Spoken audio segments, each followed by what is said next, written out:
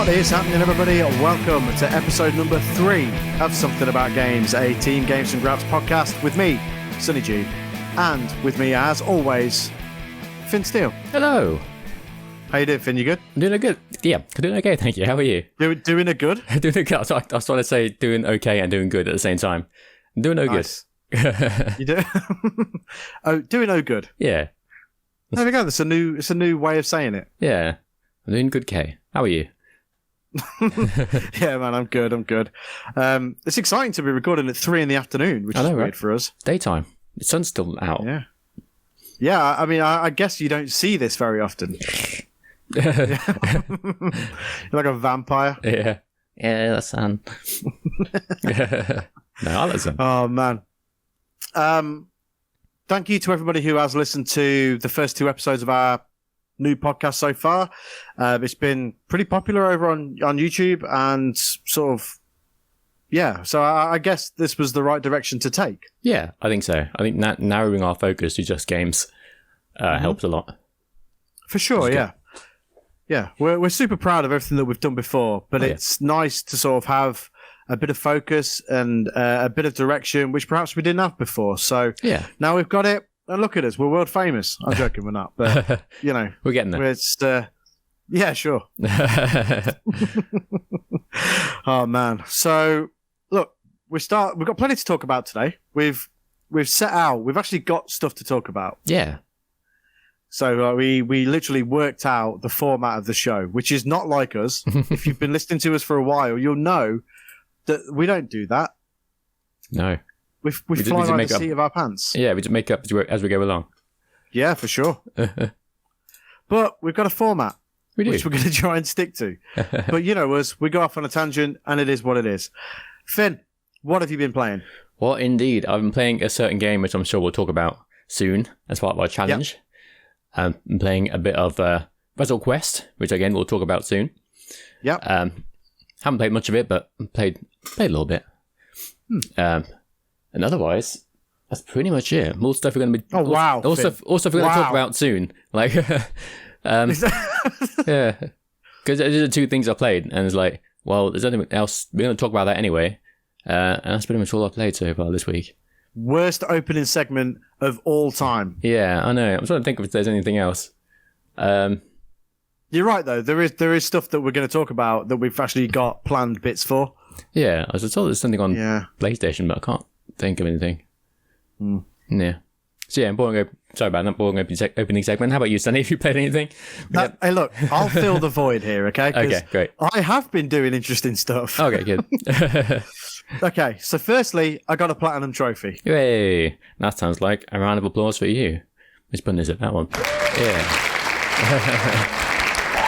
Go me. I actually got several, but I'm not. There's some we don't need to talk about. Okay? I see. Some are, questionable at best. But the one that I've got is the Order 1886. Nice. Okay. Good. I like that game. Yeah, we were talking about it on Twitter the other day, and I was like, I would like to go back because I got the platinum on my old account, and then when I got a PS5, I wanted to start afresh. Yeah. So, it gave me the opportunity to go back and do it again, which I wanted to do. And I thought, it's only short. I could probably do it. So over the course of last weekend, I literally went and did it. It only took me 7 hours. But you know what? That game still looks absolutely phenomenal. Yeah. It looked great for its time. And it's held up surprisingly well. Really well. Yeah. And it's crazy to me that it still looks as good as it does. Like 2015 it came out, so 8 years ago. Wow, that's crazy. And it still holds up really well. Like you could play it now and it holds up against some PS5 games. Yeah, I bet. Because they just did such a great job with it. Yeah, it's short, but I actually love those kind of experiences, those shorter 7 to 10 hour linear story experiences. It had good combat. It had, a good amount of collectibles. The trophy list is good. They get it. Yeah. Not like some developers that make you play through the game like 3 different times, getting all the different side quests 7 different times in different ways. Yeah. Like, but they're just, it's like, look, collect all the stuff. And all the stuff is glaringly obvious while you're in the game. Yeah. Because it glows. Or it has a button prompt above it. And it's like, okay, well, there it is. Yeah. There's a couple that you can miss, like the phonograph cylinders you can miss because they don't, because they're hidden a bit more. But you can go back and like just do it. Yeah, that's good. The games where you can like replay specific missions are good as well, just in case you miss something. Yeah, for sure. Yeah, but you can literally go back, chapter select, and go back and do whatever you've missed before. But it's, you know what? It got a lot of crap at the time. Enjoy that sip of morning brown that you're going to have, or mid-afternoon brown that you're currently intaking. Yeah, nice. See, I had my 2 coffees this morning because I've worked today. I worked half a day, went into town, got a haircut, did an hour or so in the gym, then walked home. And here we are now doing this. Nice. My day's been stacked today. But it's all good. But yeah, you know what? The Order 1886, it got a lot of crap at the time for being too short. But as a compact, refined experience, I think it holds up very well. And I think a lot of people are actually talking about it a bit more now than what they did probably then. Yeah. It's like, because people have been, there's some articles, something, that's going around saying, oh, just paying full price for a short game, you shouldn't have to do it, blah, blah, blah. Which is, no, I'd rather, sometimes even in the mood for short games, like, I don't mind paying, that price for a short game if it's, if it's good and has a good story and everything, that's fine. Yeah, of course. Some games don't need to be 300 hours. They don't. Just that shouldn't be the barometer of how much a game should be, how long it is. Yeah. Because that's ridiculous. These games, they cost so much money to make. Yeah, insane. So whether it's 7 hours or 700 hours long, that shouldn't be where we're at with it because, you've got the cost of the game to make, you've got staffing hours and all the rest of it. So it's not, I've seen all this nonsense as well. It was to do with Ratchet and Clank, wasn't it? The PC port, PC Gamer had put an article out about it and basically said that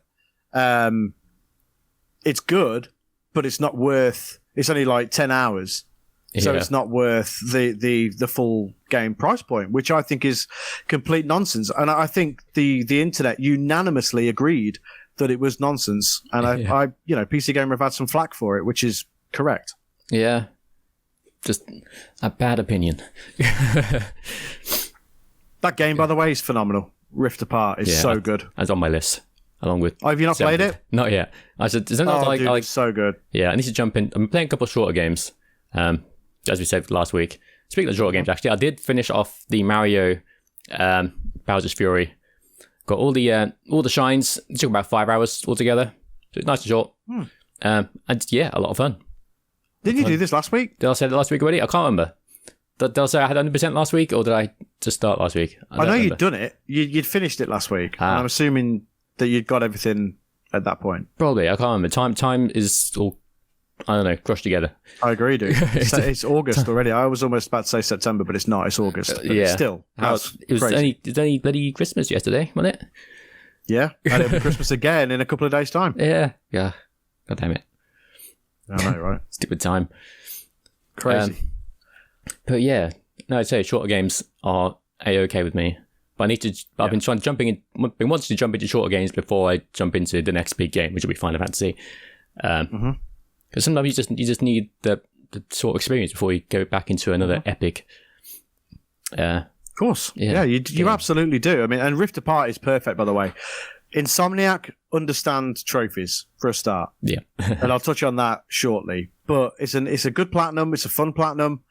It's one that I have on PS5. But not only that, it's a beautiful looking game. Oh, yeah, and it's just super fun all the way through. So you should definitely play it and go for the platinum on it because it's really great. Cool. Yeah, I'll do that. And worth its price as well, by the way. So really? PC Gamer, guess what? You were wrong. Yeah. Also, wrong. So wrong. But if you have a PlayStation Plus Premium, I think it is, it's on there. So it is on there, isn't it? Yeah. So if you got that, get it, download it, play it for free. Even better. Bargain. Yeah, even better. Nice bottle of Prime there. Yeah, man. It's important. So what, I Logan swear, Paul? but after workouts, I swear by it. Yeah? I don't drink it for fun. I drink it because it's a good post-workout drink. I'm not going to sit here and like advertise it or whatever, but I really enjoy it. Look, and you can buy it wherever now as well. It's like the hype's died down, and finally I can actually get the post-workout drink that I enjoy. Nice. Good stuff. There we go. Sponsor us. Hey, Prime, how about that? Yeah, Logan. Now that I've promoted it, and clearly, you're going to sell millions more bottles now. Of course. Give us a call, Logan. I know you're a big fan of those podcasts. Yep. Yeah. So yeah, I got the platinum for the Order 1886, and I really enjoyed it. Nice. I've also been working my way towards the platinum for AEW Fight Forever. Nice. Good stuff. A couple of the trophies are going to be a real pain in the ass. The road to finish the road to the Elite 10 times is easy because you can literally just sort of skip your way through it, just wrestle the important matches. You haven't got to do all the workout crap and all that sort of stuff. You haven't got to do it. That's good. So you can finish it 10 times. The hardest trophy and the biggest pain trophy is going to be the Hall of Fame one, where you have to have an A+ career. Yeah, that one looks pretty rough. That's going to be the tough one. Hey, look, it's doable for sure, but it's I think that's going to be the tough one. That'll be the last one that I go for, and I'll try and do it on my 10th road to the Elite, because I will pretty much have everything else wrapped up by then. Yeah. So I'll do it because I'm determined to do it. What I want to do is I want to get the most out of my games, because I've got so many games that I just don't. I play through the story and then I just leave. Yeah, that's a good thing about trophies and achievements. Like, it encourages you to get more out of them. Yeah. So I've actually got some games on my PS5 that I want to actually get the platinum for. A couple of which I have finished before, but I actually want to get the platinum for it. Nice. So I'm working my way towards the platinum for Fight Forever, which I will get. It'll just take a little bit of getting to. But I'm good at the game. The game just, if it didn't have balancing issues, I think it would be a lot easier. Yeah. Because you're going to have to play the game on the Elite, and if a couple of missteps, and you're done for, because the computer will capitalize and you'll lose. Yeah, that's not great. Because there's no sort of in between with it. You're either gonna wall up everybody, or you're gonna slip up and you are gonna lose a match. But you need to win every match. Yeah, that's rough. So it's a tough one. It really is a tough one. But I will get it. I know I will. Yeah, you'll get there. If there's one thing I am good at, it's wrestling games. So I will get it. Yeah, definitely. Another one that I'm working towards, and I'm over halfway through, is Spider-Man Remastered. Nice. Great game. God damn it, man. That game is so good. Yeah, incredible. All PS5 games should look and run like that. If only. Because the performance ray tracing mode on that game is phenomenal. Oh yeah, I've been playing that on Miles Morales. It's like, how have they done this?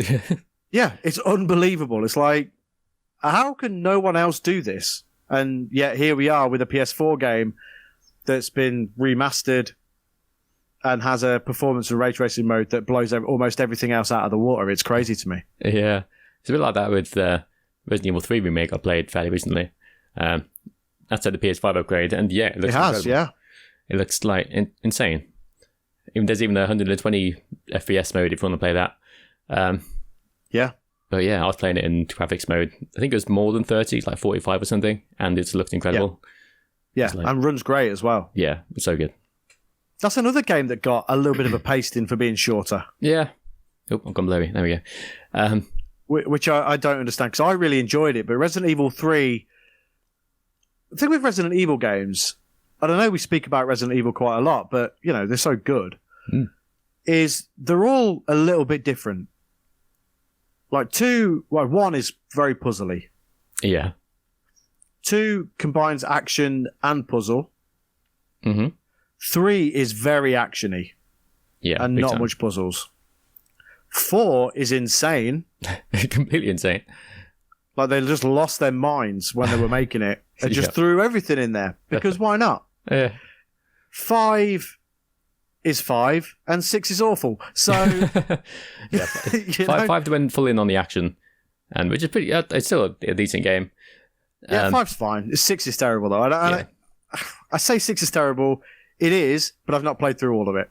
Yeah, no, me neither. I quit pretty early.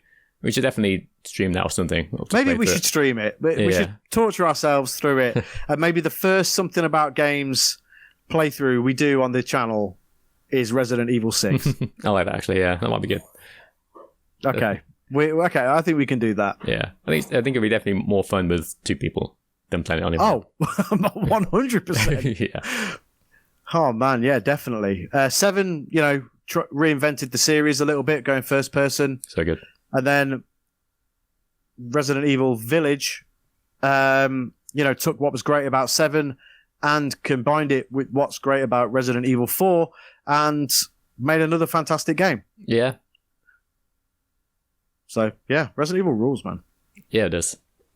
Yeah, it does. But yeah, Spider-Man Remastered, man, it's so good. Over 50% through the trophies, and I'll get the platinum for that. I've did it on the PS4 version on my older profile, and I have got the Miles Morales one on my current profile. Nice. I wanted to get this one and get it done before Spider-Man 2 comes out in October. So yeah, I'll get that done. I'm doing all the side stuff first, and then I'll blast in the story and mop up. Cool. That sounds good to me. But a great game. Excellent. But yeah, I think that's pretty much it for me in terms of what I've been playing outside of what I should be playing. That's fair. So let's fire it up. Cool. Let's have a progress report. Let's do it. It's not working. There we go. Nope, it's not working. There we go. Keep the soundboard.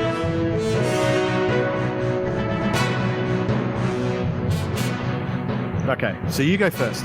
Okay, so Yakuza 0 is the game I've been playing the most this week. Yeah, unlike some people. Yeah, I absolutely love it. The story has got me hooked altogether. The story and the characters are excellent. Mm-hmm. The cliffhangers as well. Like the first part of I forgot his name. The crazy guy who runs the club. Yeah. All the Japanese names, there's so many, they all sound similar. They get mixed up in my head. Misawa or something like that? Yeah, sure. Is that a wrestler? It might be a wrestler, I'm not sure. Majima, yeah. Misawa is a wrestler. Yeah. There is a Misawa in the game, I think. Anyway, yeah, Majima. Sorry, round my blank. The first part of that ends on a cliffhanger. And it's like, no, and then he goes back to playing as Kiryu. But yeah, it's so good. Just everything about it, I'm really enjoying. It's completely insane, the side stuff you do. Absolutely nuts. It's bat crap crazy. Did you do the boyfriend one? I did actually, yeah. But the dad's like, look, give it up. I already know. Yeah, I figured it out, but it's fine. I know that you're not her boyfriend. But it's some of them are like surprisingly wholesome for like the type of game it is, and it's like it gives you like it's a good lessons, if that makes sense. It makes perfect sense. Yeah, it's okay to like, not be comfortable being yourself, but improve things like that. You know what I mean? Yeah. But sometimes it goes from being super serious and like I don't know, completely serious and like insane to being super crazy, and you're dancing and doing karaoke. It's like, yeah, it's like it's insane. Like they've thought of everything that they can do that's ridiculous. Yeah. Let's shoehorn as much stupidity into this game as we possibly can, but also it has to be very serious because it's about Yakuza. Yeah. But yeah, and the part with Kiryu, and I don't know if you got this far yet, so I won't spoil it. And Mishima in the woods. I don't know if you've done that bit yet. Not yet, no. The acting on that is insanely good as well. It's like, wow, they really went all in on this. And it's made me want to go through the whole lot. Cause like, this is so good. From what I've read, like all of them are good. There's no one's been like, oh, this one's pretty shitty. And yeah, there's no bad talk about any of the games in that series. The only bad talk about anything to do with Yakuza is how we don't really understand the name changes throughout Yeah, like of the games, not the characters or anything. Yeah, but no, it's just so good. I don't want to go on about the story. I don't want to spoil it. But no, it's great. How about you? I'm really glad you're enjoying it. I mean, how far in are you? Like, what chapter are you on? Chapter 8, I think.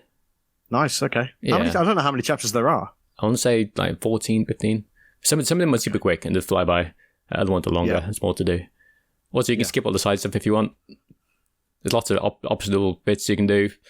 Like you can run a nightclub and do things like that, but it's all optional. You can just not bother with that at all. Mm-hmm. That's what I'm going to do. Yeah, please. So, I mean, I messaged the other day. I was like, I don't think I'm going to be able to finish Yakuza before the end of August. But yeah. I've looked at the date, and we are literally only in the second week of August. So I've got a few weeks. Yeah, you can put it on easy. That's fine. Some of the boss fights are pretty tough. I've found on normal. Mm-hmm. So if you don't want to bother with that, whack it on easy. Just blast through it. Yeah, I think that's what I'll do, and I will skip the side stuff and just blast through the story. I'm away for most of next week. Okay. So what I am going to do is I'm going to try and cloud play it on Game Pass. That's a good idea. Yeah. Like sort of during downtimes while I'm away, and do it that way. Yeah. Because last year when I did that, I managed to blast through the entire Kirby and the Forgotten Land. Oh, nice. It's a great game. I need to play that. So I'm going to try that, depending on signal, of course, where I am. But that's what I aim to do. It's not like I don't want to do it. It's just sometimes you just don't have all of that reading in you. Yeah, I know what you mean. It can get a bit much. It's easy to get distracted as well and miss something. It's like, oh, what was that? Oh, I missed like 10 lines of dialogue. Whoops. Yeah. I mean, the good thing is you can sort of, instead of listening to them say everything, you can sort of press it, read it, and then do it that way, which is good. And I like that a lot. Because, what's the point? We don't speak Japanese, so it means nothing. Yeah, exactly. It's like, he said konnichiwa. I know what that means. Yeah. It's back out. Yeah, so, I aim to... I think I can do it. I think it's probably, 25 hours? 30 hours? Something around there, yeah. If you blast through it, it'd be even quicker than that, I think.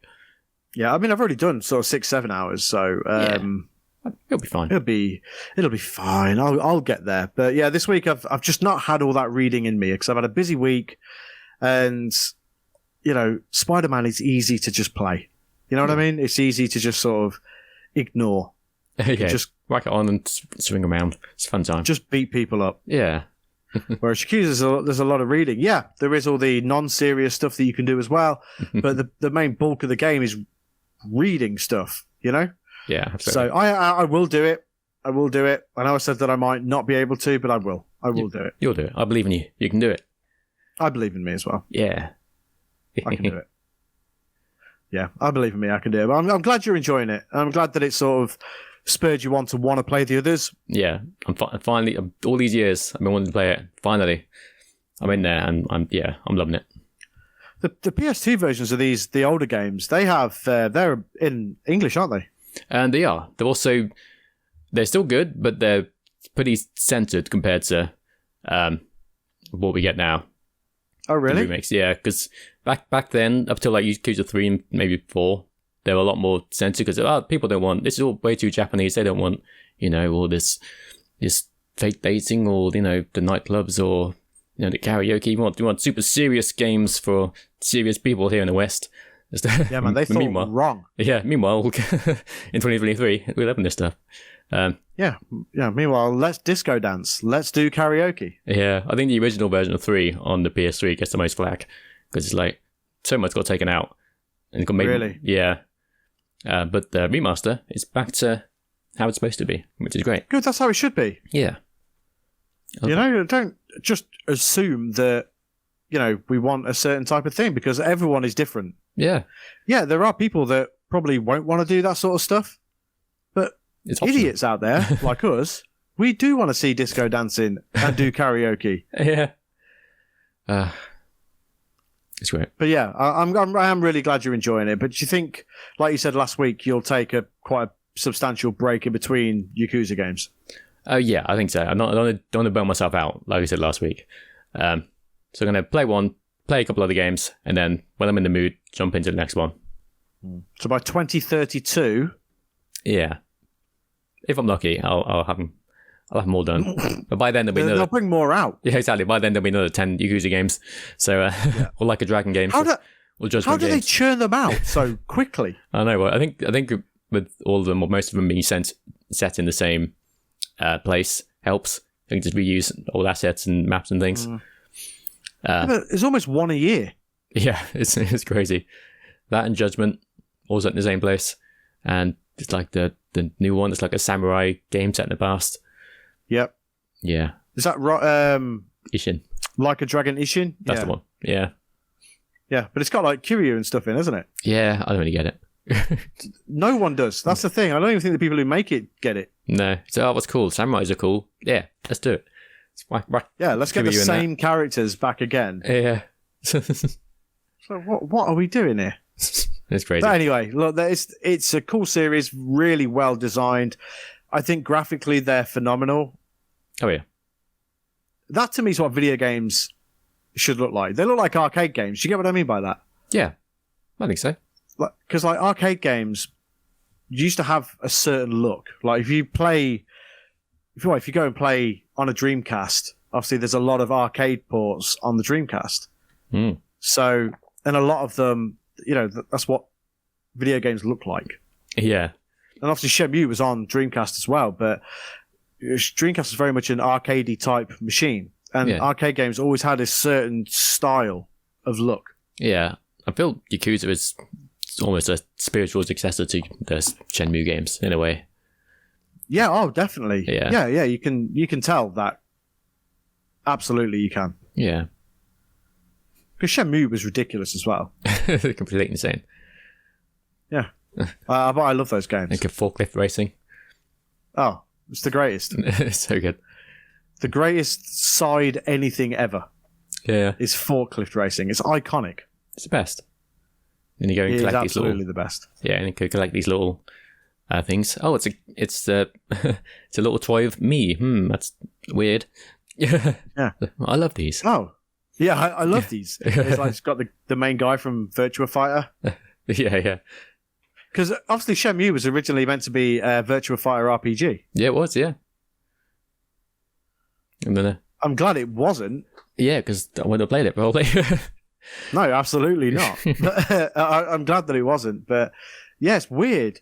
I wonder what made them change their mind. Maybe they thought, no one's going to play this. Yeah. So we want to set it apart because you don't want to make people think it's just a fighting game or whatever. Yeah. Yeah, maybe. But, man, Shenmue. What an unbelievable game. It's so good. So good. Nice to get platinums as well if we play them on the new system. Oh, yeah, definitely, yeah. Not the third one, though. It's three. Just three. Oh, does third not have an easy one? No, it's insane. It's like catch 1,000 fish. It's like, no, I don't want to do that. Yeah, no, why? That's a very boring mini game you've put there, and I don't want to play it 1,000 times. Yeah. Also, be consistent. You know what I mean? Like, if you've got the first two games, that re-releasing them is the reason that we even have a third one. Yeah. Like, they've got easy platinum trophies. Be consistent and let us have a third easy platinum trophy. Yes, please. But no. Catch 1,000 fish. And yeah, it's that, and there's so many side quests which are easily missable if you don't do the exact right thing in the exact time. So you'll need a guide to find them all, and it's too much. I can't be bothered. No. Stupid people making these stupid games. Keep it simple for us. Yeah, come on. Your Yakuza games aren't much better, to be fair. Oh, no, they're absolutely not. Yeah, there's platinums and achievements I won't be getting. Just, yeah. These play through here's like 3 times. Here's 5 gamer score for something. Yeah.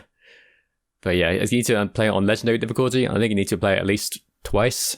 And there's side quests only unlock on later difficulties. It's like, don't make me do all that. Who is doing that? Yeah. Who has the time to do that? I know. There's not enough time. There's too many games. Yeah. And it's especially with all of the Yakuza games that you can get. Yeah. Because they've probably all got similar trophy/achievement lists. Yeah. do all like multiple playthroughs, over 100 hours worth of stuff. Like, nah, I'm good. Nah. What are you doing? Yeah, I'm playing for the story and the weird side and the weird like side stuff. That's all I want. I don't want. Yeah, I don't want to play through it 3 times. No, absolutely not. Imagine, oh my god, imagine having to sit through all that dialogue 3 times. Yeah, I think you can skip. You'd blast through it, wouldn't you? You would skip it, wouldn't you? Yeah, it's Mash X, is it? We've heard a lot of this. Yeah. Obviously keep an eye out for the 10 lines of dialogue you missed before. yeah. When looking out the window, but otherwise, you're all good. Yeah. Like a cat walks by, I'm like, kitty.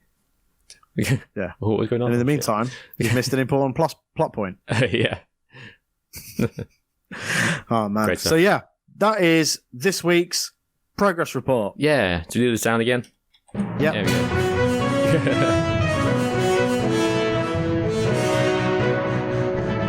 We'll get better with the sounds. There we go. Yeah. I'll have a better progress report next week when I've actually played it some more. Yeah, cool. Sounds good. Man, the story's so good. It's like, I'm hooked. I want to play more now and find out what happens. It's like reading a good book. Yeah, I always found that with the Yakuza games, to be fair. Yeah. Like the hooks, like they leave cliffhangers at the end of every chapter to make you then want to go and play the next chapter almost. It's like a TV show. Like any good TV show does that. Yeah, it really is. And it gives you like recaps as well when you switch characters. Just last time on Kiryu's chapter, which is good because I would have forgotten. But yeah, because sometimes it can be hours before you go back to being Kiryu again. Yeah. That's great. I love it. Good. So, WrestleQuest. Yeah. We were provided with a review code for WrestleQuest. Thank you. A few days back. So thank you very much for that. It is very much appreciated. Mm-hmm. The game, oddly enough, the day before release was put back to the 22nd of August. So it's actually not out for another 11 days. Yeah. It's the first time that the game's been delayed practically on the day it's come out. We were literally like an hour before it was due to release or something. Yeah. Apparently they found a last minute bug which can delete your save data, which is pretty bad. Imagine getting all the way to the end of the game and just save data's gone. Oh my god. Yeah. I'd be devastated. Considering obviously it's going to be a long game. Yeah. I mean, hey, it happened to me in the Halo Infinite and I was still somewhat near the start and I haven't played it since because I'm just like, I don't want to play it again this hard. I want to lose more save data. It's bullshit. I've already played all this. Ugh. Yeah. But yeah, if that happened to me in like a long RPG like WrestleQuest, I'd be so annoyed.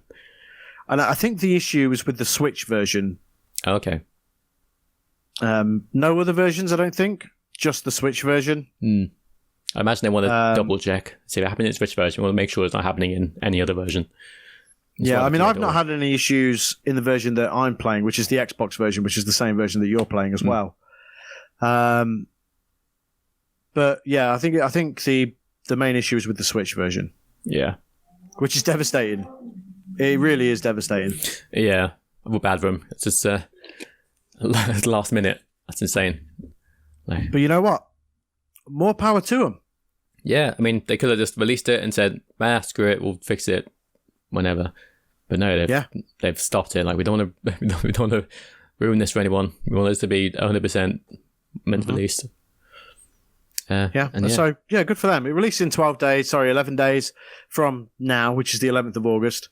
So, what do you think to it so far? How much have you played? I haven't played a whole lot, but I am enjoying it. The combat is very much like, I don't know if you play the old Mario and Luigi games on the Game Boy Advance.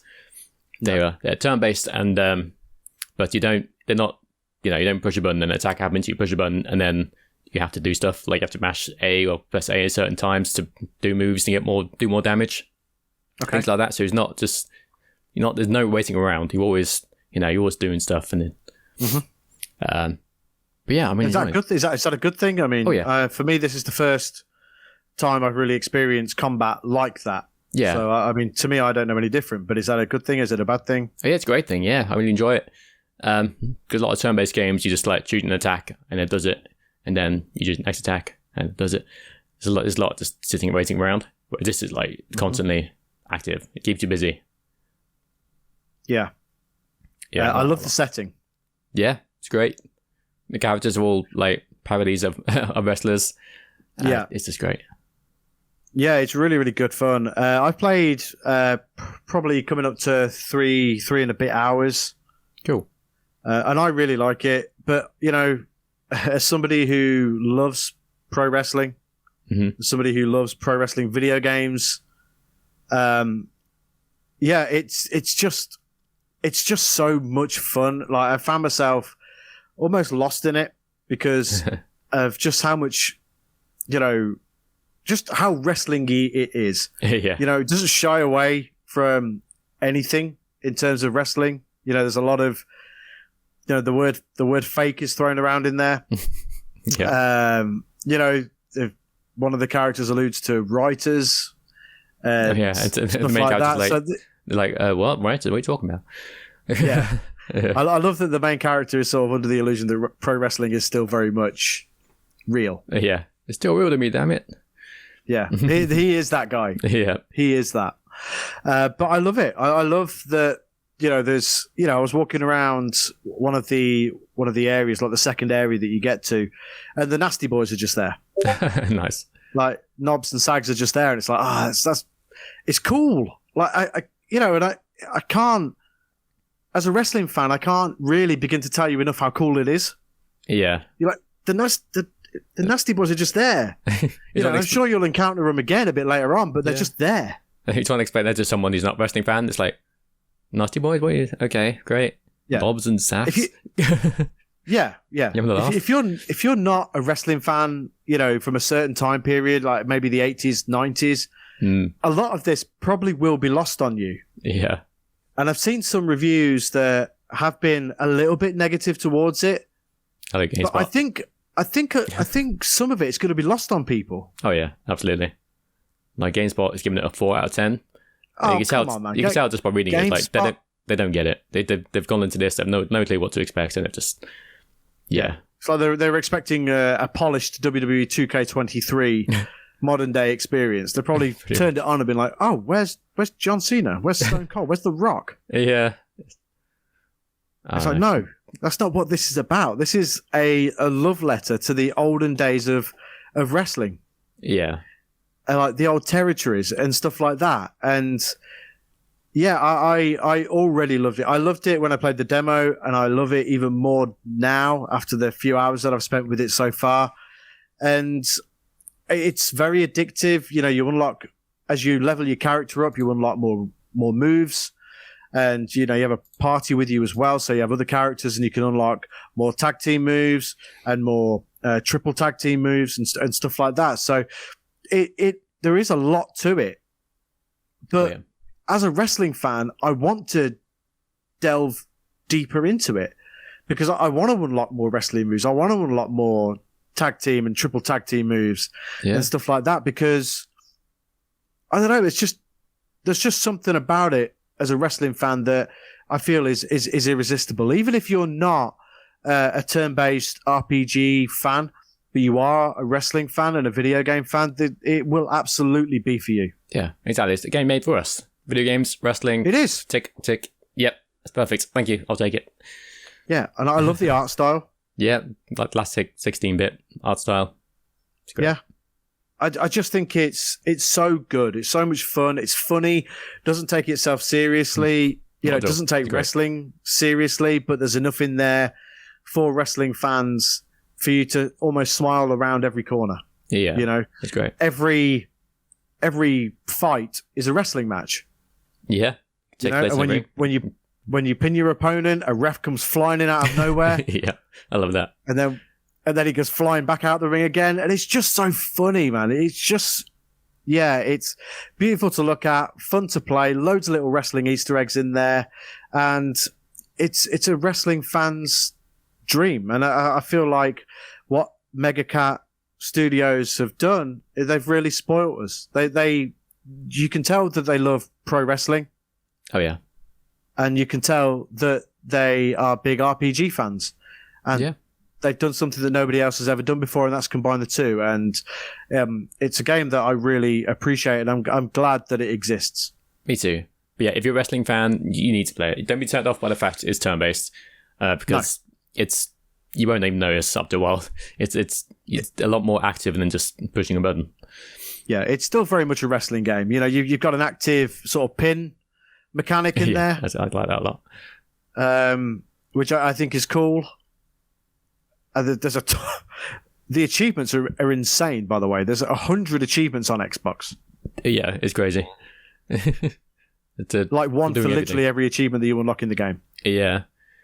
Your trophy list is blessed. I think there's still in-game achievements, but not all of them are tied to trophies. Because I imagine Sony wouldn't let you have 100 trophies, which is fair enough. But yeah, there's loads to do anyway. So it's trophies. They'll let you have games about jumping food, but they won't let you have.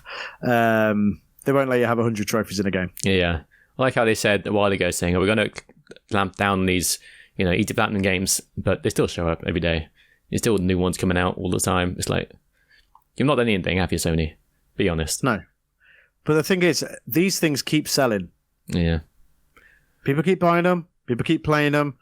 Hey, look, I'm guilty of this myself. My Name is Mayo 3 is one of my recent platinum trophies. That's okay, because at least My Name is Mayo has some effort put into it. Like, it's funny. It has some references in it.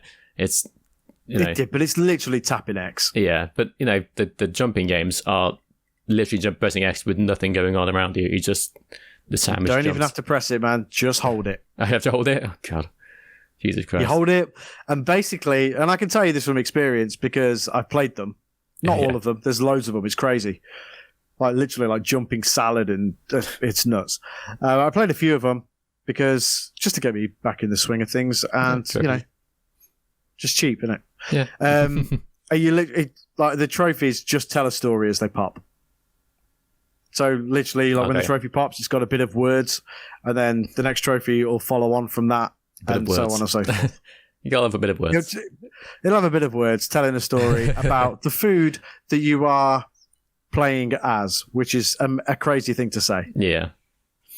But yeah, there are some good games out there which do just happen to have easy trophies. So those are probably worth playing if you're into trophies, but a lot of them, a good chunk of them, are just garbage. It's shovelware, isn't it? Yeah, exactly. It's shovelware, and it's people who know they can make a quick buck from sticking an incredibly easy trophy list in there and making the game like £1 or something. Yeah, exactly. Easy money. So unlike the games that we've mentioned before, which cost, up to, millions to make, yeah. These games cost pence to make, and they're making millions off them because trophy hunters. Yeah, pretty much. Hey, look, and that's okay, man. If that's your prerogative and you want to collect trophies, that's fine. Yeah. And if you want to make these games that have an easy trophy list and, you're going to make a ton of money off it, more power to you, dude. Go nuts. There's no, you can't really argue with it. The people at fault here are Sony for allowing it to happen. Pretty much, yeah, consumers and the people making them are not at fault. It's Sony for allowing them on the store. Yeah, it's people taking advantage of Sony's lack of, quality control. Yeah, 100% lack of quality control. Maybe I should learn how to make easy games, and that'll be my new job. Yeah. There you go. That'd be good. Just make sure it has a platinum trophy and it costs about 89p. Otherwise, you're not going to succeed. Okay. Yeah, absolutely. The jumping fin. Yeah, it can't be that hard to make, surely. I have no idea, honestly. Who knows? Yeah. But yeah, WrestleQuest is really good.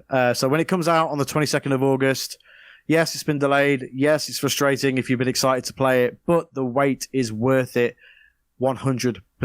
There's, wrestlers in there that you will know, and there's parodies of others, and you'll notice the references almost instantly. Yeah. Like even, very early into the game, there's a guy who, is very clearly based off Sting. Because he's having a personality crisis, doesn't know whether to be a surfer or whether to be a goth.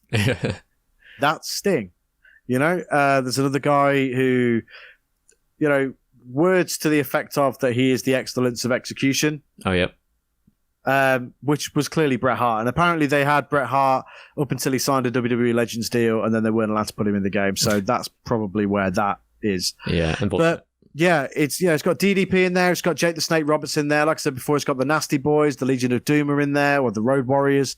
Macho Man, of course, who is a big focal point on the front cover and stuff, as is Andre the Giant and a few others. Jeff Jarrett.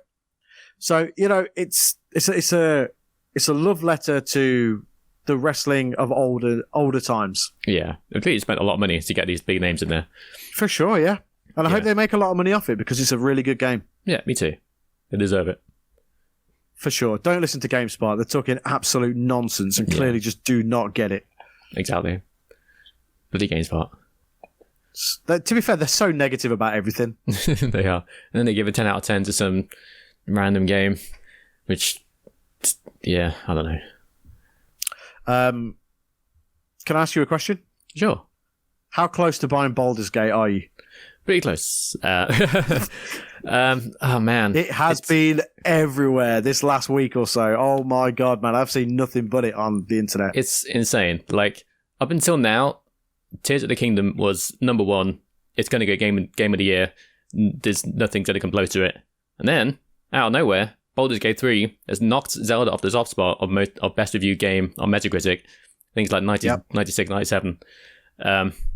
Yeah, 97, I think it's standing at currently. That's what I saw earlier on. Yeah, I think Zelda's 96. It's like, I think it's the amount of stuff you can do and the amount of customization and the amount of story stuff you can do. Like, you can literally make your own character with any background you want. Like, I saw someone who made an ex-serial killer with amnesia who is now a paladin.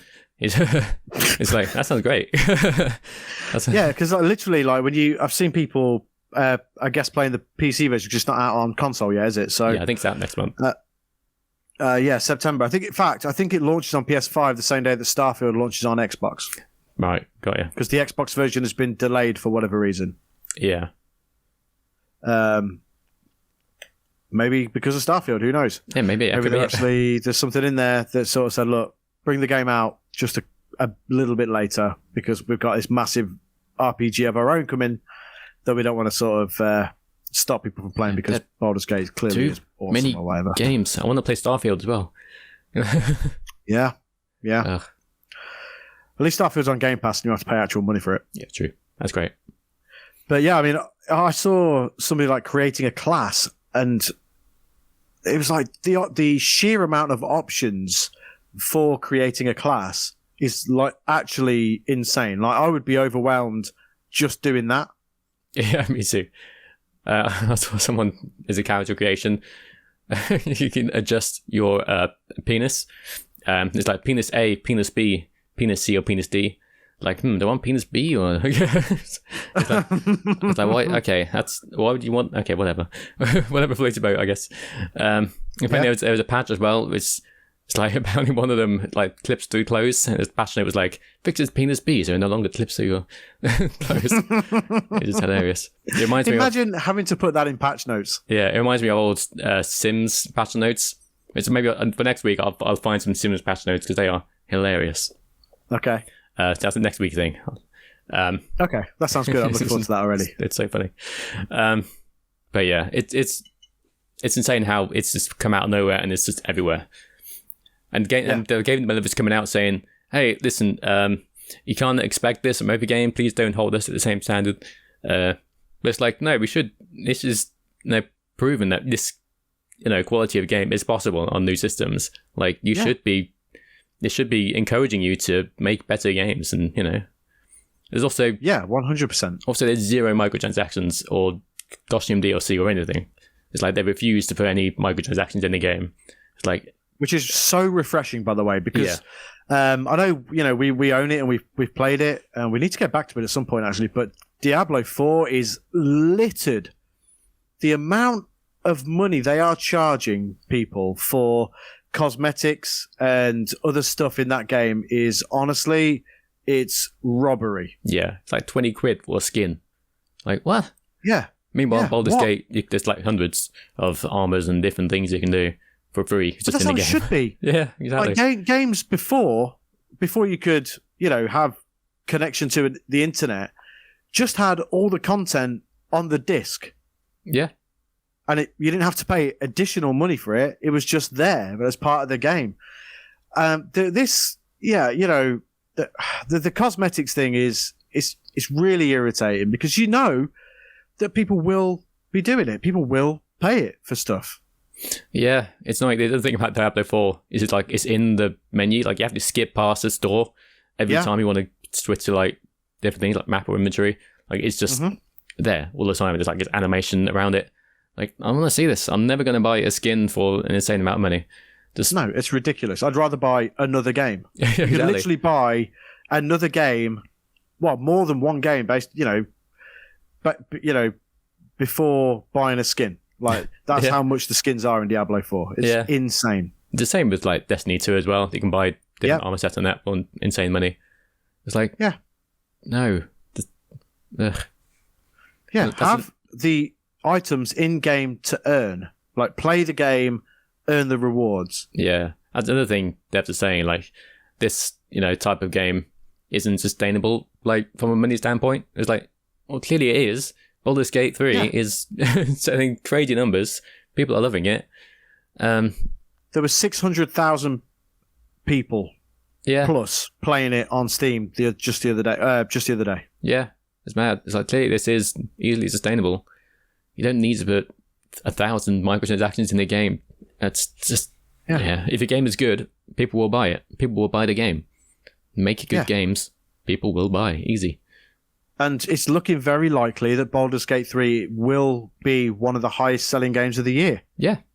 You can't tell me that, developers can't come out and say that this type of game with no microtransactions isn't sustainable. Yeah. The highest selling game every single year is Call of Duty. Pretty much, yeah. Right? And that's been the case for years on end now. Probably since Modern Warfare. Yeah. The first one, the original one, the good one. Where there was no Snoop Dogg or Nicki Minaj costumes for the game. Stupid stuff like that. When it was just a war and, a campaign and multiplayer. Yeah. Not even a season pass. Yeah, and those games must have made so much money, and Call of Duty must make, just on base game sales alone, must make tenfold what the game costs to make. And yet, every single thing that I see about Call of Duty is promoting microtransactions. As soon as you load up Modern Warfare 2, the first thing that comes up is the new season pass, the new skins. This is in the game now that you can buy, and all the rest of it. Yeah. They're making that much money off microtransactions and crap that the maps that they put out are free. Yeah. Like the multiplayer maps are free. They if anything used to be paid DLC, it was that. But the multiplayer maps are free now. What you have to pay for is to have Snoop Dogg in your game. Yeah. And I wish that was a joke, but it's not. Man, yeah, it's crazy. I understand free-to-play games. Like, it's a necessary evil, which is fine, as long as you don't go crazy with it. But if you're paying 60 quid for a game, I don't want to spend another 60 quid to play as Snoop Dogg. It's insane. And there are people out there, there's a good chunk of people, if not most people, who buy Call of Duty, play through the campaign, and then that's it. They'll trade it in or something. And that's where a lot of your sales are coming from. Like, they don't care about Snoop Dogg or whatever. No. Yeah. There's a hardened Call of Duty fan base out there that will buy the game anyway, even if it is just to play through the campaign. Yeah. But I don't buy into that nonsense at all of this level of game isn't sustainable without microtransactions. I think that is nonsense. Yeah. Free to play games, yeah, okay, I get it. Because, you're not paying money for a base game. So, eFootball, for example, okay, that's a free to play game. There are microtransactions for you to be able to improve your team. You don't have to, but it's there. What else is Fortnite? Is purely cosmetic stuff. And, with Fortnite, in all credit to it, once you buy the season pass once, if you play it enough, you'll earn enough credits throughout playing it to be able to buy your season pass continuously anyway. Yeah. And if you enjoy the game, paying a bit. And that's a free-to-play game. That's not a 70 quid game. Yeah. Like I bought the only season pass I've ever bought was Rocket League. That's because I really enjoyed Rocket League and I wanted these cool skins. That's because it was free. They didn't spend any money on it, and I spent like I think I bought it with Microsoft points. So I didn't spend anything on it. There's only like a tenner for the battle pass or whatever it's called, season pass. So I thought, why not? Yeah, and I've never played any of the other Baldur's Gate games, so I have no idea. But the only ones I played were on the PS2, the Dark Alliance games, which is like a top-down hack and slash, which are really good actually. I enjoy those a lot. Like Diablo type thing. Yeah, sort of. Yeah. Okay. But yeah, those are the only ones I played on it. I tried to play, I think 2 like years and years ago, but I just didn't get it because I was a lot younger and I just wasn't my type of game at the time. But they seem to have streamlined it a lot for this new one and made it easier for newer players, which is good. Again, that is good as well, because you could have just made the game for your core audience, but you've not. You've tried to bring in new people, and you've done it. It's had insane media attention, like from the gaming media, and it's caught a big time audience on social media and stuff like that. Yeah, and you've brought a game out. By the way, this isn't a £70 game. Look, it isn't far off. It's 55 quid. That's still 15 quid cheaper. Or the deluxe edition, which I have no idea what it includes, is 65, which is still cheaper than Spider-Man 2, for example. Yeah. Or the new EA Sports FC game. And this is going to be one of the highest rated games and possibly one of the highest selling games of the year. And they're doing it without microtransactions and giving you hundreds and hundreds of hours of content without you having to pay any extra, which is exactly how it should be. So I don't know who makes it, but credit to them, because they've done something that others are coming out and making excuses saying can't be done, and they've proven them wrong, and showing them that it can be done, and that's how it should be done. Yeah, exactly. Like another example, like every Nintendo game, they don't have microtransactions, and they always sell a ton amount of money. The closest thing is, I guess, the new maps of Mario Kart, but you get them if you pay for the extra online stuff for Nintendo. You get them anyway for free. There's same with the Animal Crossing DLC that was included in the subscription service, so you could buy it if you weren't subscribed. And they're like significant things as well. It's not just you get Mario in a purple outfit. It's like, no, you get like a million new tracks to play, a new track every month or so. You get a whole new game. Yeah, pretty much. Yeah, you literally get double what's in the game. Yeah, how is it not sustainable? There's no evidence to show that it isn't sustainable either. It's almost like greed is taken over, and they want to come out and try and make excuses for why they need to have microtransactions in their games. Yeah, pretty much. It's crazy to me. Same. Absolutely insane. Speaking of rip-offs, Red Dead Redemption. Oh, yeah. I mean, this is unbelievable. This, honestly, is unbelievable to me. Yeah. So there's a rumor going around for a long time that Red Dead Redemption is going to get a remaster for new consoles. And Rockstar finally announced that Red Dead Redemption is getting a port of Red Dead Redemption, not a remaster, just taking it off the PS3 or Xbox 360, putting it on new systems. Job done. There we go. It cost them literally nothing to do that. So they haven't really said anything. Maybe it'll get like 4K, maybe it'll be 60 FPS. But it's clear either way that it is a very low effort port job.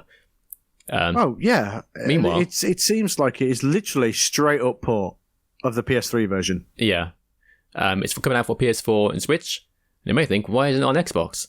Well, if you have an Xbox 360 version, like I do, put it in the Series X, then it will play in 4K anyway, because there was a patch years ago that made it play in 4K. And I played it, I installed it, and it looks phenomenal. It looks great. Yeah. It's not 60 I did the same FPS. thing. Yeah, it's not 60 FPS. It does feel higher than 30. It feels very smooth either way. I don't know if maybe it's the VR variable refresh rate that's built into the Xbox, maybe. But it feels great to play, and it holds up. So, yeah, I bought a digital version of Red Dead Redemption ages ago. I think the patch that came out was for the Xbox One X. Oh yeah, that sounds right. Which was, a 4K console. And yeah, I did the same as you. I reinstalled it because I was curious to see what it looked like on Series X. And yeah, I mean, it looks It looks great. It's higher than 30 for sure. Mm. It might be maybe like 45, like what we mentioned earlier on. Yeah. And it's not a hard game to find. Like, you can buy it in CEX for, I think it was £8. And there's I was looking on their website, and it's like copies everywhere. It's like... Yeah. You can walk into any CEX and buy a copy of Red Dead Redemption on Xbox. Yeah, literally. So if you have an Xbox Series X, just buy it. It's and you can also buy it off the digital store on Xbox. Yeah, I think it's 25 quid. But it's a re-release, it's going to be 50. But also, it will go on sale, I have no doubt, at some point, probably like a tenner. Because these old games always go on sale. So, how do Rockstar think that this is an acceptable thing to do? I don't know. It's like they cheaped out on the GTA ports as well. Yeah, they weren't completely terrible. They have been patched, so they at least work, I guess. But they don't look great. They look ugly. Those are ugly games. Yeah, it's weird with the GTA remasters, if you can call them that. Yeah, they're certainly not remakes. But yeah, when they first came out, they were awful. Like the rain on GTA 3 was, you couldn't see through it. Yeah. It was unbelievable. Yeah. Like I remember playing it thinking, oh, I love GTA 3. Then it started raining. I was like, whoa. I can't see what? It's like, it was upscaled by AI, apparently. Another good example is there's like a donut, I think it's like a donut shop or something, but the donut is shaped like a nut and bolt. But the AI smoothed it out, so it's just looking like a normal donut, which... Like, that's not... You ruined it. You ruined the bloody joke. Because now it just looks like a normal donut, which makes no sense. Yeah. Stupid. Dumb. But Very low effort. Rockstar are really making some sort of questionable decisions. It wouldn't surprise me if Bully gets the same treatment. Yeah, wouldn't surprise me. Because people love Bully. And again, that's another game that you can play backwards compatible on Xbox. Yeah. Do I have it? I think so. I don't think I do, actually. I need to buy that. I need to rebuy that. That's on my rebuy list.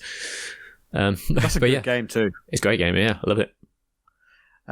But, you know, it wouldn't surprise me if Bully got that same treatment. You always see it. You always see the rumours of it. Yeah. Bully Remastered come in, and we at least we know what we can expect from a remaster of Bully. Yeah. I mean, maybe Remastered would just be a port. Yeah. Yeah. It's lazy. It's really lazy. And you know what? To a certain degree, I can understand the Switch version because it's never been on Nintendo consoles. Yeah. So I can almost excuse the Switch version. Yeah. Because it's not a 4K console. It's probably about as powerful as a 360. So it's like, understandable. That's fine. So I can forgive that version. Yeah. I still think it might be overpriced. Oh yeah, for what it is, I think it's overpriced. But the PlayStation version is almost unforgivable. Yeah. Also, it's a PS4 version with no PS5 version. Yeah. Like, come on, guys. Yeah, so it's a PS4 version, and it's available to play on PS5 through backwards compatibility. Yeah. No, that's not good enough. It just isn't good enough. No, not at all. So it's really poor. From Rockstar. Again. Rockstar have all the money. They are probably one of the richest gaming companies out there. And they just... Yeah, speaking of microtransactions, they're coining it in. Yeah. GTA 5, you can literally buy money. Yeah, this is why GTA 6 hasn't come out. Yeah. What's the and point it's making so much still money? years away. Yeah. Because GTA Online just makes all the money. Yeah. It's crazy, and yet they're cheaping out and doing stuff like this. I would have loved to have seen a PS5 native version of Red Dead Redemption 2. Yeah. But I fear for it. Never happening. And yet, saying that, they did a GTA native version of GTA 5 native version for the PS5 and Xbox Series X, which, by the way, is really good. Made you pay for it, though. Yeah, but that's where the money is. Yeah. GTA 5 is where the money is still. So as long as they can keep making money... I mean, look, I paid, I can't remember what it was, £7, I think, maybe, for GTA 5 on PS5. Okay, that's fair enough. That's pretty good. Because I already owned GTA 5 on 300 other PlayStation systems that it had come out on. Yeah. But And, it still looks great. Well, it looks better. It runs great. It's got DualSense capabilities. That's good. But the reason they've done this is because, again, that's where the money is. Yeah. They will still continue to make money off GTA 5 on PlayStation 5. Yeah. Red Dead Online died on its arse, so there's no monetary value outside of people buying the base game because no one plays Red Dead Online. Yeah, it's a shame. So it is a shame because, Rockstar are clearly such an unbelievable developer. Yeah. But they've just... It's all greed, isn't it? Oh, yeah. Absolutely. So would it be great to get Red Dead Redemption 2, a PS5 native version with all the PS5 bells and whistles on it? Yeah, it would be, but don't expect it. No, absolutely not. It's not happening. You can't even get a 60 FPS on Red Dead Redemption from the PS3. Yeah. So, oh my God, it's a farce what they're doing. And don't buy it, don't buy the PlayStation 4 version, which is the PlayStation 3 version of Red Dead Redemption when it comes out in a few days' time. Because don't encourage them. No, because if you buy it, they'll keep doing it. Yeah. They will bring Bully out, and it will be the same. Yes. They'll bring a version of Max Payne out. They'll do it with Manhunt. They'll do it with anything that they can possibly do as long as people keep buying it. So don't buy it. If you've got an Xbox, go and buy a second-hand copy of Red Dead Redemption from CEX for £8. Yeah. And play that version, which is already a superior version than what you're actually going to get on PlayStation. Yep. That's not me slagging the PlayStation, by the way. That is me literally telling you what that game is. What you should be doing. Yeah. Yeah. If you've got a Switch and you've never played it, look, go play it. Go get it because fine. Fair enough. Yeah. I still think it's overpriced on Switch, but to have it handheld would be very cool. Yeah. Agreed. It's, yeah. God, I don't know, man. What are you doing, Rockstar? What is anyone doing? Baldur's Gate has literally set an example here, set a precedent that everyone else is now bricking it about because they're going to get shown up. Now they actually have to try because of and make microtransactions. Yeah. Yeah. Man. Yeah, exactly, yeah. I mean, oh my God. I don't know if you saw it this week, but Street Fighter 6 Oh, yeah. with the Turtles collaboration. Yeah. Oh my God, that is unbelievable. Here's some free stuff. Here's a couple of nameplates and stuff like that. But if you want your character dressed like the Turtles, then that's going to cost you a lot of money. Yeah. The stupid thing is, it's just for the Battle Hub, which is like a lobby to play online games, basically. No one's leveling your character up. I suppose you can on the story mode, but even then, no one's playing the avatar battles online.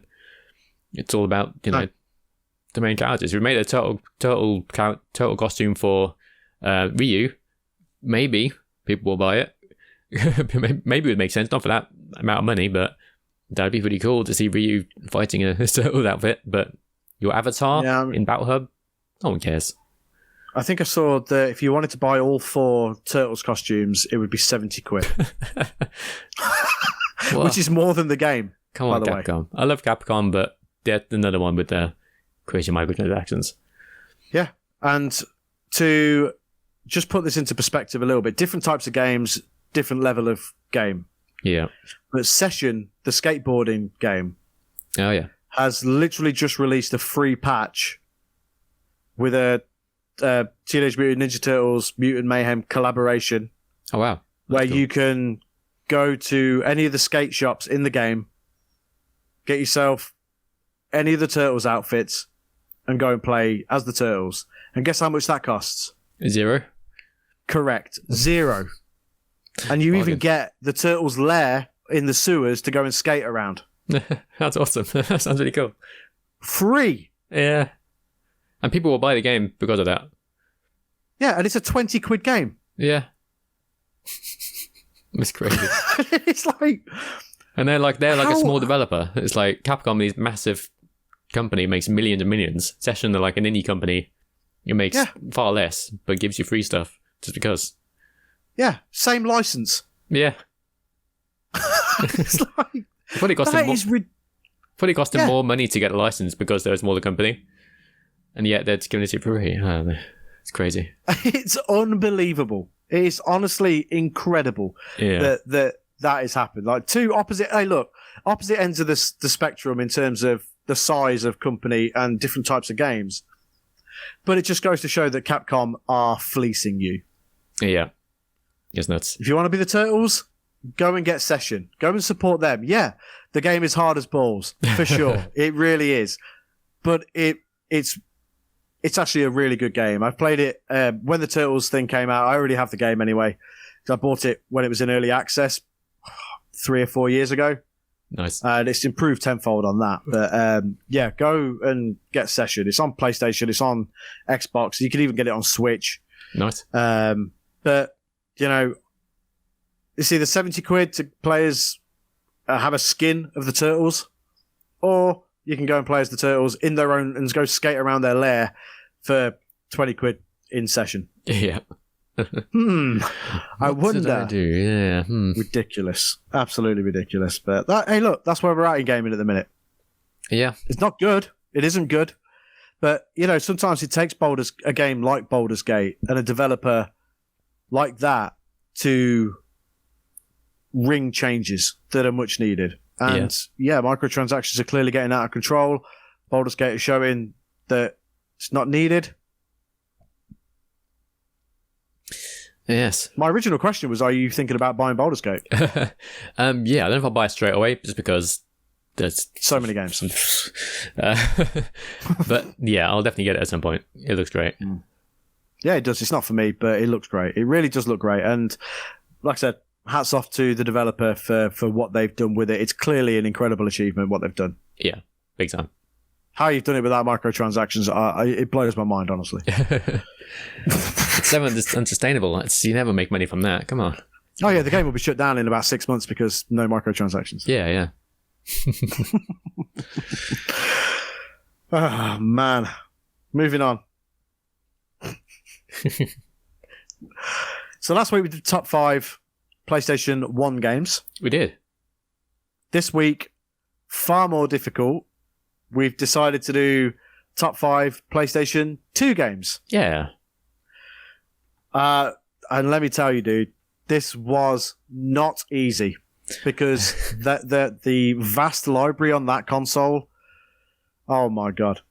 Yeah. You could pick any game from hundreds and it would still be worthy of being on the top 5 list. So many games.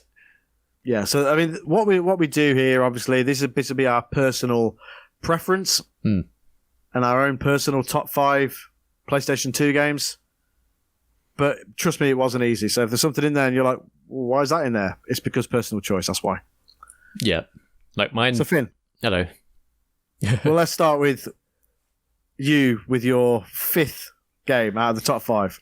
A lot of these are straight away with an A lot of these are nostalgia fueled, obviously.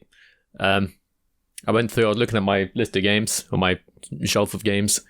One that popped into my head, which I didn't think of initially, was Devil May Cry. Oh. Specifically the first one. I think the third one is technically the best game out of the trilogy. Definitely isn't too. The first one for me has the most nostalgia. I remember playing it at the time, just being blown away. It's like, oh, this is so cool. It's like it was originally going to be Resident Evil 4. Devil May Cry was. They're going to change. They're going to change it up completely and make the next Resident Evil game an action game.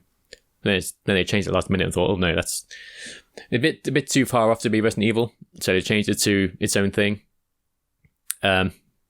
Made Dante, who is an iconic character at this point. I'm glad they kept Resident Evil really sensible. Yeah, of course, yeah. But no, it's really cool. It's a cool hack and slash action game with cool characters, and yeah, I remember it's one of the games I played back then, was just being blown away. Mm-hmm. It's very cool. It's a fantastic game. Yeah, I didn't play it. I didn't play it on PS2. My first experience with Devil May Cry was whichever one came out on the PS3. 4. Yes. Is that, and the reboot? They tried to reboot it with DMC, which is a good game. I like that game. Yeah, a lot. DMC's good. Yeah, They got a lot of flack. I finished that game actually. It was good. Yeah, it's really good. It got a lot of flack because they changed how Dante looks, but yeah, it was good. I like it. It's good, still a good. We never got a game. sequel, but that's a shame. But, Yeah, they went back to that. Oh, okay, people don't like this. We'll bring back classic Dante. It's probably the best. Devil May Cry 5 rules, by the way. It's so good, so good. I love it. But I played the first one because they brought a collection out for the PS3. That's right. Yeah. Yeah, great games. I can understand because the setting for the first Devil May Cry, the castle and stuff, isn't really too dissimilar to Resident Evil 4. Yeah. So I can certainly see where that comes from for sure. Yeah. I remember there was like a secret you could do. I think it's in the first area. If you stand on the very top of a statue in the first area, you get a bunch of red orbs raining down on you. I still remember that. And then there was something similar on 5. That's all a similar looking statue. It's like, I wonder if it's a long shot. I wonder if it works. I wonder if and sure enough, it worked. It's like, wow. That's a cool Easter egg that I've put in there for classic fans like me. I'm surprised Capcom didn't make you pay for that shit. Yeah, yeah. You want the Easter egg? You pay us 20 quid. Yeah. But no, I love stuff like that. Yeah. Yeah, that's cool. So Devil May Cry is your number 5. Yeah, but again, depending on the day of the week, it would be something different. But for now, Devil May Cry. That's fair. Yeah, that is fair. I'm going to cheap out. I mean, our lists are going to be very different again. Yeah, probably. But I'm going to cheap out again and say Pro Evolution Soccer 2. It's fair. Fair play. Just because it's just what we played, you know? Yeah. When the PS2 came out, we had to put our memory cards away and all of our games that we played on ISS Pro Evolution. And then the Pro Evolution Soccer games came out. The first one is really good, but the second one just improved on it tenfold. And that's the one I have the most memories of, the most fond memories. And it's just a great game. I say it all the time, and I'll die on the hill. Konami was king of football games. And I still think in terms of gameplay, Konami is king of football games now. Obviously, they just don't have the licenses or whatever. But Pro Evolution Soccer 2, for me, is just a great football game. And it's the best football game on the PlayStation 2. There'll be people who will sort of say that Pro Evolution Soccer 4 or 5 are the best ones. But for me, it'll always be 2. Yeah. I think that's the best one. Cool. So that's my number 5. Easy. Nice. I like it. So, what have you got at number 4? Number 4, I went with Metal Gear Solid 2. This was the first Metal Gear Solid game I played. Somehow missed the first one. When did you first play the first one then? It was probably a few years after 2. Maybe not that long after 2, but... Did you play it on a PS1? I think I played it on PS2. I got the PS1 version on my PS2. Oh, okay, yeah. But yeah, it was great. Again, like I said, the first one, I never played anything like that before. Mm-hmm. Anything with that style of gameplay or that style of the story. It's the only game that was like that serious. But yeah, it was just very unique. I know Raiden got a lot of flack again, but he was the first character I played as. What's interesting is at the start of the game, you get an option saying, did you play the first game? Which I hadn't. If you say no, then it skips the first part with the boat. So I missed all that until like years later when I found out about it. I was like, wow, boat? I don't remember a boat. So that's an iconic section for me, that first part with Snake on the boat. Yeah, because basically we don't know who Snake is. You basically skip the whole first boss as well. Pretty much, yeah. Yeah, so I didn't even know about that. That's crazy, because I never skipped it, because I had played Metal Gear Solid. Yeah. Wow. But yeah, it's great, and obviously I had to go back and play it again after playing the first game.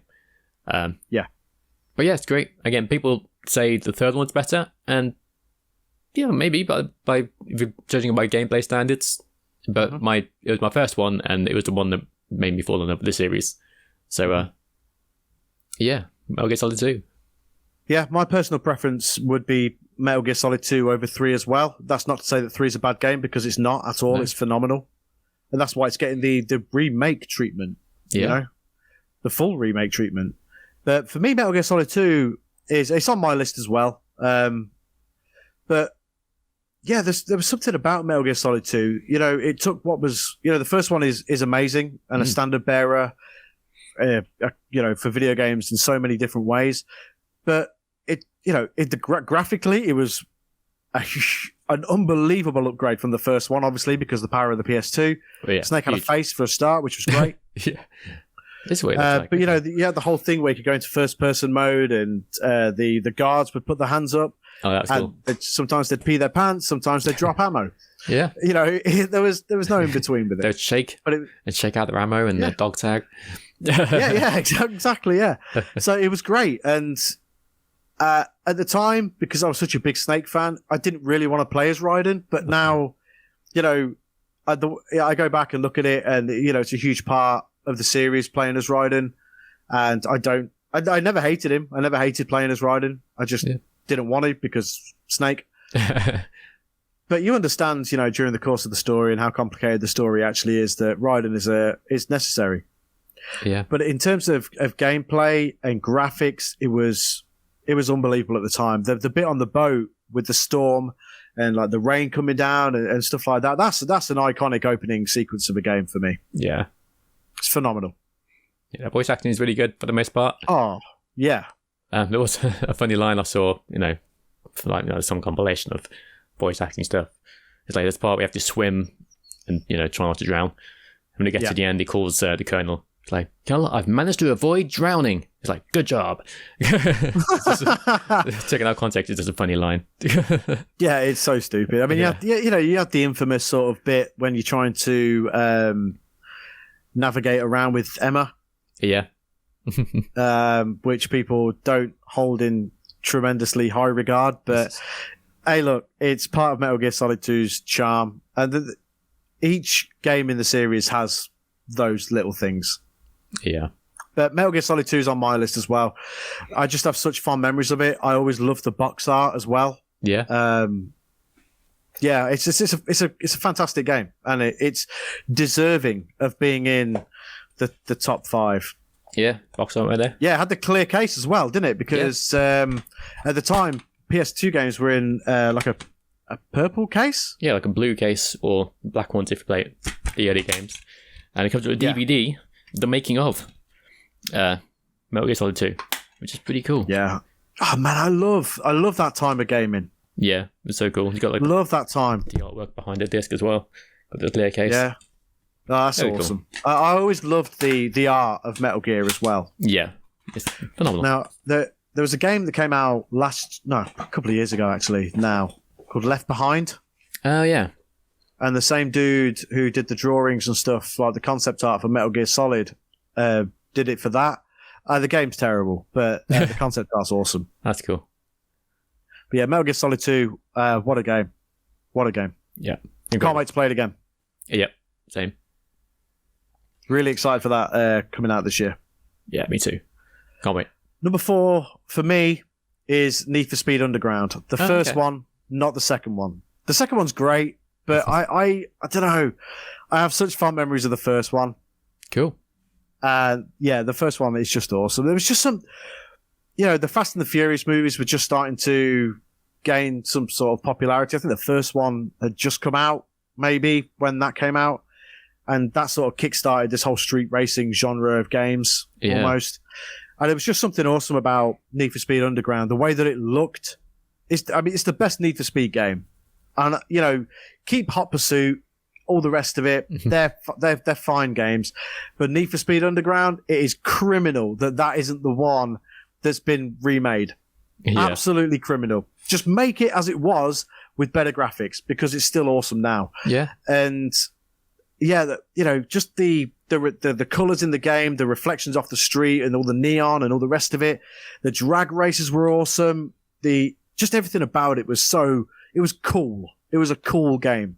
Yeah. And I think if you ask anybody what the best Need for Speed game is or what their favorite Need for Speed game is, there aren't many people that will say anything other than Need for Speed Underground, because Need for Speed Underground is awesome. Cool. EA, what are you doing? Stop pissing around with other Need for Speeds that no one wants. Give us Need for Speed Underground. Look, remake 2 if you have to, but remake one of them. Yeah. Just make it as it was, but with better graphics. And we'll be so happy. But Need for Speed Underground is amazing. Cool. I have the first Need for Speed right here. It's currently a Oh coaster. wow! Okay. Because it doesn't work. I'd seen in my my second video when I was testing this game. That's not EA though, is it? That one? I don't know. Oh, it is Electronic Arts. Yeah. Is it Electronic Arts then? I didn't realise. I thought they picked the license up at a later date, but obviously not. They must have made the first one. Yeah. It's Road and Track presents The Need for Speed. Mm-hmm. Wow. But yeah, sadly it doesn't work. Which is why it's now the coaster. It's also got a big crack in it now because I dropped it. Whoops. Wow. Okay. Yeah. But yeah, it makes an appearance in all my videos because I put it as a coaster. And I've got 2 cracks in it. I just cracked it. Whoops. Right. It's getting more and more damage. It's still a nice coaster with a black back, which I always loved about the PlayStation games. Yeah. Always showed off the scratches really nicely. Cheers, PlayStation. Yeah. And there might be a new coaster coming in my next video. Stay tuned. Ooh, nice. Another game. It doesn't work. So yeah, Need for Speed Underground. What a game. Unbelievable game. Yeah, cool. Never played it. The only one I've played is Hot Pursuit. I was on the 360. Dude, if you've got a PlayStation 2, you need... Hot Pursuit is good. And the remake is good as well. Yeah. But if you've got a PlayStation 2, just go pick up a copy of Need for Speed Underground from your local CEX and play it. It's so good. Cool. I'll do that. Next time I'm in CEX, I'll keep my eye out. Great soundtrack too. Nice. Awesome. What have we got at number 3, Fem? Number 3. I haven't got them in any order on my list. I'm just like, which one shall I pick? That's fair, because it's so difficult to do. Yeah. I'm going to go for Grand Theft Auto Vice City. My favourite GTA game, personally. Mm-hmm. A lot of people prefer San Andreas, which is also fantastic. This one for me was a big step up from 3. The soundtrack is 10 out of 10, easily. Oh, yeah. Well, at least it was. Yeah. And then they ruined it with the remaster. Yeah. Cheers to that. Yeah. But yeah, the original version is just phenomenal. It was one of my most played games on PS2, probably. Because it's just one of those games you could play forever, again and again. Yeah. And it never gets old. Yeah, not much to say about it other than it's GTA, but really good. Probably the best it ever was. That and San Andreas. Wow. See, I always preferred 3, but yeah, that's fair. I don't think I really played much of Vice City at that point. That's fair. I think that's why I always preferred 3. But it's a phenomenal game. Yeah, it looks great. I love the colours, love the characters, love the Scarface. Obviously, that's what they were going for. They were going for that sort of Scarface type thing with the story and the characters and stuff. Yeah, and that's great. But it's just it's a fantastic game. Yeah, I think it was the first one as well, which had the main character was like an actual character, like voiced. 3, yeah, and 3 you just had like a silent protagonist. Which is fine. G3 is still an excellent game, in my opinion. That was my first GTA game. Actually, no, it wasn't. I played like 1 and 2, but barely. But yeah, 3 was the first major one. Because the first 2 were like top down. Yeah, they were, yeah. Well, 3 if you class GTA London as well. Yeah, true, yeah. Which are all good games for their time. Yep. But 3 probably stepped it up and was the standard bearer for PS2 games. God, yeah. Oh, massively. And it's the standard, again, like we talked about last week with the PS1. How influential, when you look back at it now, is GTA 3? Yeah, insane. Like the amount of games that are literally GTA clones. GTA 3 is the beginning of that. And it is, I think that's why I love it so much. I love the setting. I love the characters. Even though the main character was mute. Yeah, like the characters around him and the radio and everything just made up for it, and I think that's why I love GTA 3. Yeah, cool. But Vice City was, obviously even more of an upgrade on 3. Yeah, with the licensed music, the more licensed music, should I say? I mean, as soon as you got in a vehicle, Michael Jackson played. Yeah. Not the new one, but not the new one. But yeah, Billie Jean played straight away. And it's like, wow. Yeah, great stuff. Crazy, but yeah, no, that's fair enough. It's a good game to have at 3 for sure. Yeah. My 3 is GTA 3. Nice, good choice. For all the reasons that I've just said, it's one of the most influential games of all time. I mean, you just look at the games that it spawned. Well, the games that are a thing because of GTA 3. And I love the city. I love the way that the whole game worked at the time, because I'd never played anything like it. You know, you unlock different areas of the city as the game went on, and you got a real-time announcement on the radio for when the bridge had been fixed, so you could gain access to the next area and stuff like that. And it was unlike anything that I'd ever played before. And you had this cast of characters that carried the main character because he was mute. And it's just an incredibly special game. And, you know, even when I play it now, there's still cars that I love in that game. There were certain cars that were like way better and way faster than other cars. And you always wanted to get that car. I loved the Mafia car. I always loved the Mafia car. Oh, yeah. And I love that whole Mafia storyline in GTA. I just think that whole game is excellent. And it pushed the boundaries of, you know, of what was and wasn't acceptable in video games at the time, or even in media at the time. Yeah. It really pushed the boundaries of that. And I just think it's a phenomenal, influential game. And it's still great now as well. Yeah. You know, the remake is a little rough. Remaster, demaster, whatever you want to call it, you know, is a little bit rough, but the core game in there is absolutely phenomenal. So also Chatterbox FM is incredible on GTA 3. It's still so funny, so good. But yeah, that GTA 3 is my number 3 game. Cool, good choice. What have you got at number 2? Number 2, again, 1 and 2 can be switched out because, you know, they're all good.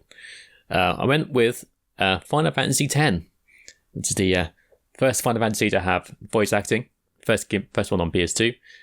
The story is excellent. The combat is really good. Its combat was more not action focused, but it was more, you know, quicker and faster, and there's a lot, you know, faster paced than the older games. Mm-hmm. But again, the story is fantastic. The characters are great, and it's just iconic JRPG which people still hold in high regard. Like 7 and 10 are like the 2 games which people say are the best in the series, and I would agree. It's just fair enough, fantastic. It does things that all the Final Fantasy games didn't do. Blitzball, the mini game within the game, is some people love it, some people hate it. I love it. I had a guide which helped. I had like the official guide which taught you how to play Blitzball.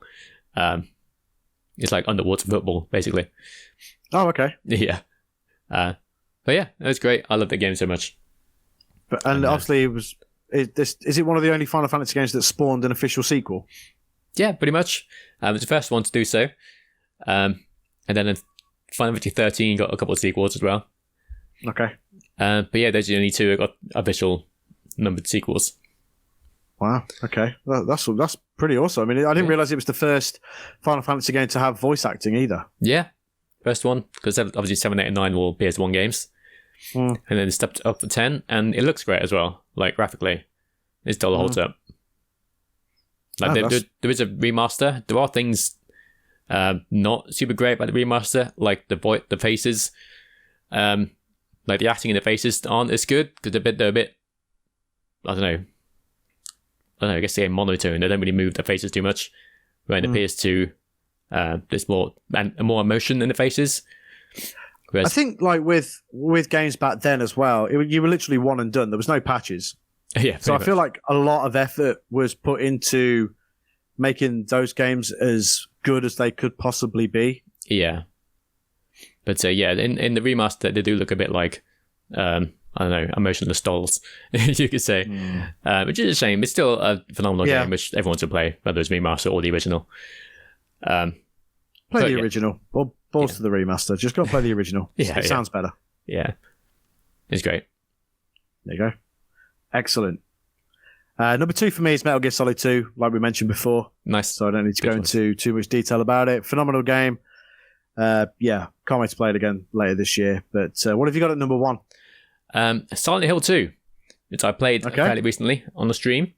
And it's the acting, the atmosphere, everything about it just all blends together so well. It's genuinely creepy. Genuinely, the story is unnerving. The characters are unnerving as well. Just it makes you feel like, I don't know, like, this is weird. Everything about this is, but in a good way. If that makes sense. No, yeah, of course, yeah. It just, yeah. Makes perfect sense. Just, again, the story and the atmosphere, there's nothing else like it. Obviously, the first game was also very good, but this one stepped it up tenfold. And I guess that's why it's getting a remake. Yeah, please be good. Come on, Bloober Team, you can do it. I believe in you. They can do it. They'll do it. Yeah, it'll be good. I like the medium, to be fair. I enjoyed that. Yeah, me too. I played it twice now. I played it once on Game Pass, and then I platinumed it on when it came to PlayStation Plus Premium. It's great. Yeah, I like it. I like it a lot. So I have faith that they can do a good job with it. But, Silent Hill, one of them series that it's well loved. Yeah. It's well loved. And it's not been treated with the same dignity, I think, maybe that Resident Evil has. Yeah. 2 and 3 are phenomenal. And 1. 1, 2, and 3. 4 was still very good, in my opinion. The quality did dip a little bit. It looks fantastic. Like, the character models in all of them, 2, 3, and 4, all look, for a PS2 game, like, mind-blowing. So good. But yeah, 4 started different quality, and then the 360 PS3 games kind of took a nosedive. Yeah. Shattered Memories was very good on the Wii. I think it came out on PS2 as well, actually. But yeah, the newer ones kind of less good, unfortunately. Yeah, well, it is a shame, but hopefully we'll start to see Silent Hill restored to its glory days with the remake of 2. Yeah. But I didn't expect that was going to be a number 1. Yeah. Because I played it recently and it's fresh in my memory, and it's still, even now, it blows me away. Fair. And the amount of endings as well. There's different endings depending on what you do. And then there's a famous dog ending, where it turns out it was all being controlled by a Shiba Inu dog. It's like controlling a big machine. He like drops on his knees. He's like, "Is it you all along?" No. And then because of course. Yeah, and then the credits music is just dogs barking along to a song. It's very funny. I love stuff like that. Just little bits of humour. Yeah, it's so good. No, that's cool. That's awesome. Good list. Yeah, a great list. But I knew your list would be wildly different to mine. Yeah. My number 1 is so blatantly obvious, it's unbelievable. And anybody listening to this now already knows what it is, and they've probably said it out loud. But my number 1 PS2 game is SmackDown Here Comes the Pain. Great choice. It is unbelievable, and it's still unbelievable now. Yeah, that was definitely in contention for my list. There's not been... I don't know, there's just not been a WWE game that has looked and felt as good as that now. Yeah. 2K23 is a phenomenal wrestling game.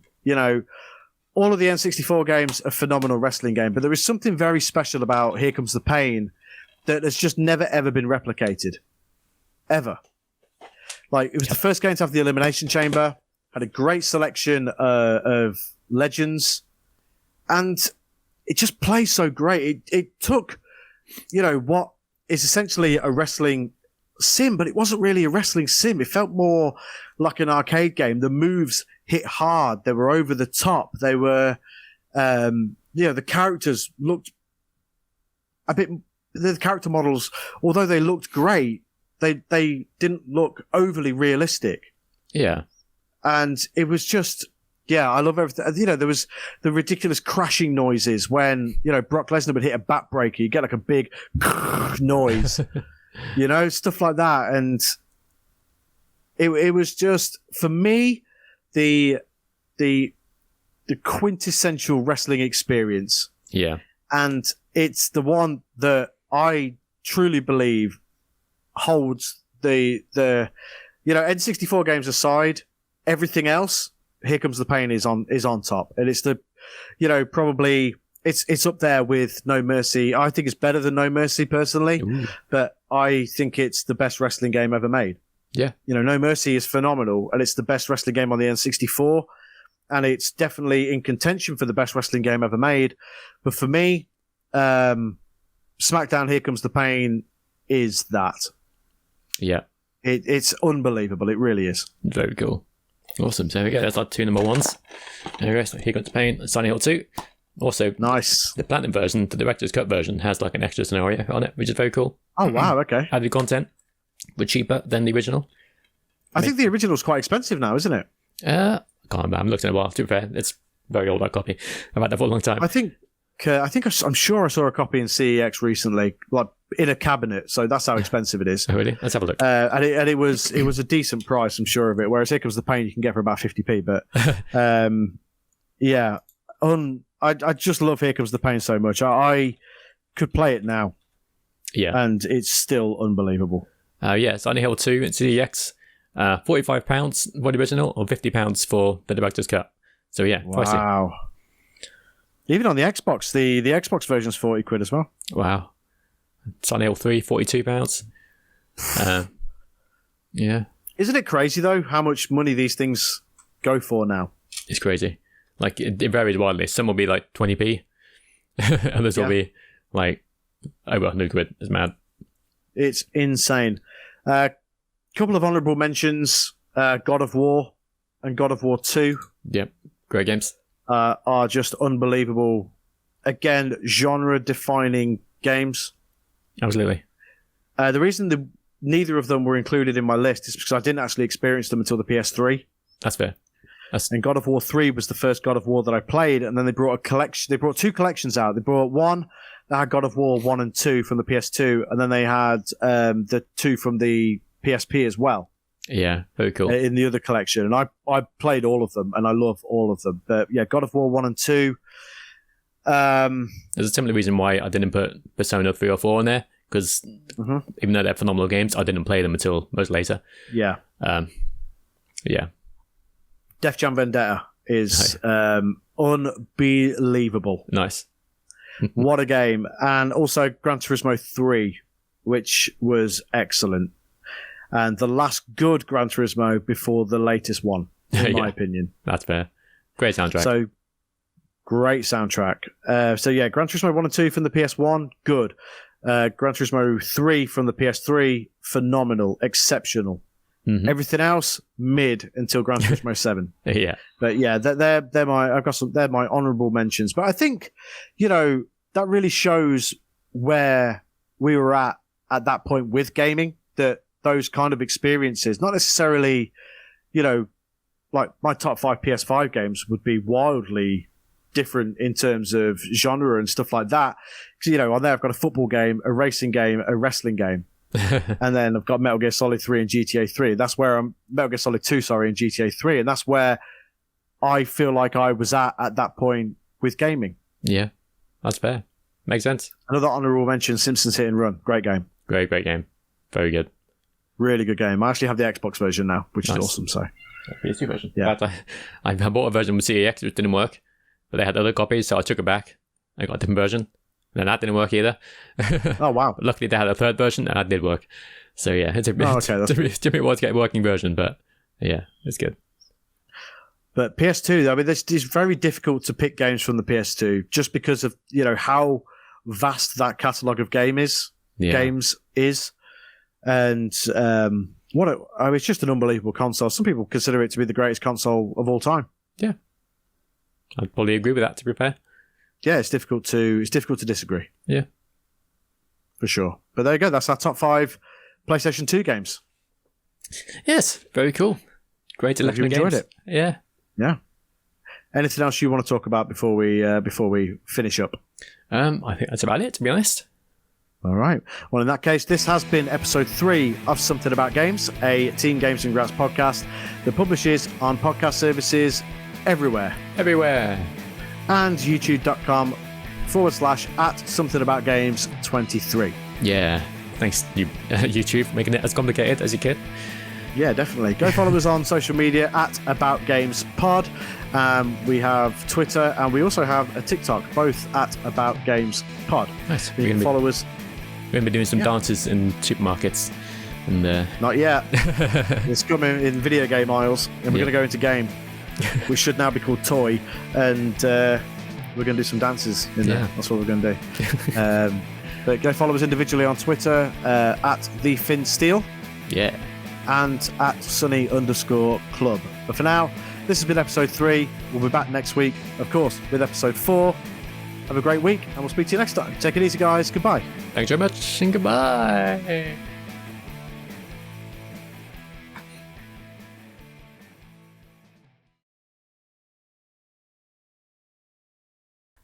Arigato.